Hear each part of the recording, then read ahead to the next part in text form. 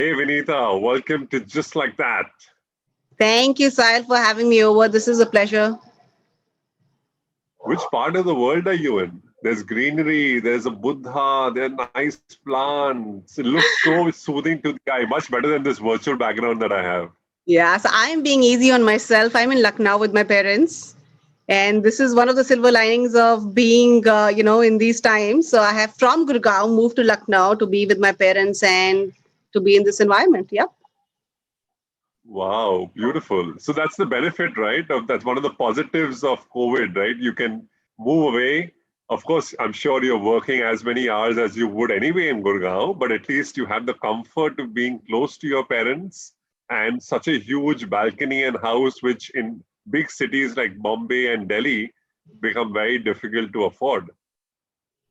Yeah, absolutely. Absolutely. I'm as it is a person who sees the glass half full. So this is certainly one of the benefits. Beautiful, beautiful. और क्या चल रहा है? Kuch bhi nahi, I'm talking to you, and it's a Sunday, I would say close to evening. Nothing could get better than this. Lovely, lovely. So I've been thinking about this for a while, Vinita. As we were growing up, we were told about the whole 80-20 principle, right? 80% of the people do 20% of the work, and 20% of the people do 80% of the work. And a lot of people take it easy, while a lot of people are workaholics and they slog themselves out and stretch themselves. तो ऐसा होता है क्या? अभी आपको कितने 20 साल होने जा रहे हैं of work experience? But is it like that? It is pretty much like that, my friend. So I'd say that whatever is said in the history or in the books is absolutely what's really the truth. So 80% of work is actually done by 20% of the people, and vice versa.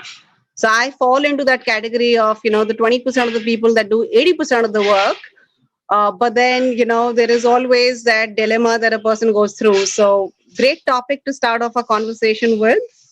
So that's how it's already always been for me. And sorry for the background noise. I think there's some amount of repair work that suddenly got started after our No, conversation. that's absolutely fine. Yeah. That's absolutely fine. Okay.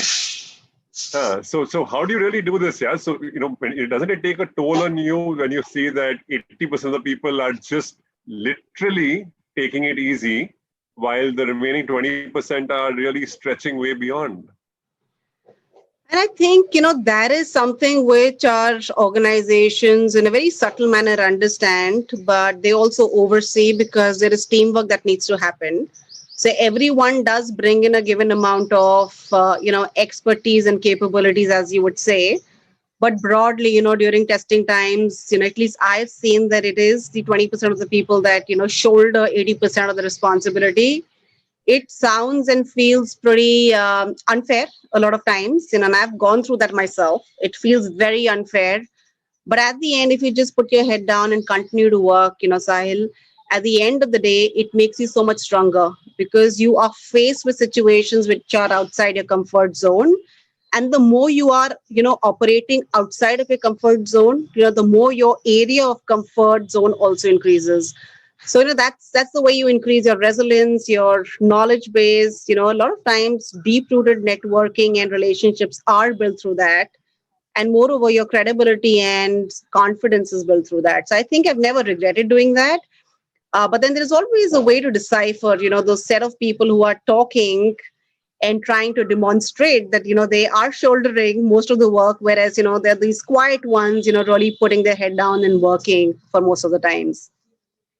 No, actually, in fact, through all of what you said, you just took me back to my school and college days when we used to have these group projects, right? And the teacher would very well know किसने कितना काम किया है, because the moment you ask a couple of questions, you exactly know who has worked on what and who are the sleeping partners in the project and who are the ones who actually burned the midnight oil. So I think beyond a point of time, it's not even really required to make noise about what you do. You let your work speak for itself. So fair enough. And just like, school, it's not that the leaders in the organization don't know who the workers are, right? And who the contributors are. So they know it. But at the end of the day, to make it to the finishing line, you need to move with the team. And many a times it doesn't get acknowledged, and many a times it doesn't get recognized. The amount of effort and reward is not directly proportionate. And what people try to do is, spread the peanut butter too thin. And that does not, over a period of time, really engage and retain your top performers. And the organization does lose, to some great extent. But then, that's the choice that the organization needs to make while they're going through transformation or change journey. What exactly is their priority, right? So yeah, that's true. No, that's so fair, right? Because at the end of the day, you want to ensure that you do have passengers on the bus, but how many free riders do you have, right? And how long do you want to carry those free riders? Because you may have limited amount of drivers and there may be many passengers, but if you have free riders just hopping on all the time, the speed of the bus is definitely going to reduce. Absolutely. And it depends at what level do you have the free riders. So if you have the free riders at the leadership level, that's far more difficult to move and it's far more detrimental to the organization vis-a-vis people at the bottom of the pyramid. So, that's certainly a true fact. No, very beautiful. But Vineeta, tell me this piece, right? That as you said, there are moments of frustration, of angst, of unhappiness, of being treated unfairly when someone else who's just sat back and twiddled his or her thumbs gets more or less the same amount of reward that you got because ultimately the team has won or the project has won. So how does that make an individual feel? Doesn't the person feel cheated, and how do you really deal with that? So I think it depends upon the individual as well, right? So a person like me would not think as much about reward, because also I have close to about 20 years of experience, right? And you've gone through that. You've kind of, felt those experiences, and you know that at the end of the day, life is not always going to be fair at that moment. But when you look ahead, in terms of what you can achieve by doing the kind of work that you're doing, and then you look back also in terms of, your journey that you've treaded, it certainly is rewarding, right? So I would say when you are a different personality and if you are in your initial years of career, it may seem very, very unfair. But at the end of the day, I think, it's important to just take it easy, and just, have faith that life has its own way of getting you to where you should be ultimately. And no effort ever goes waste, right? So at the end, it's building your resilience, it's building your character, your personality, your experience. Yeah. So I think that really, really plays a huge role.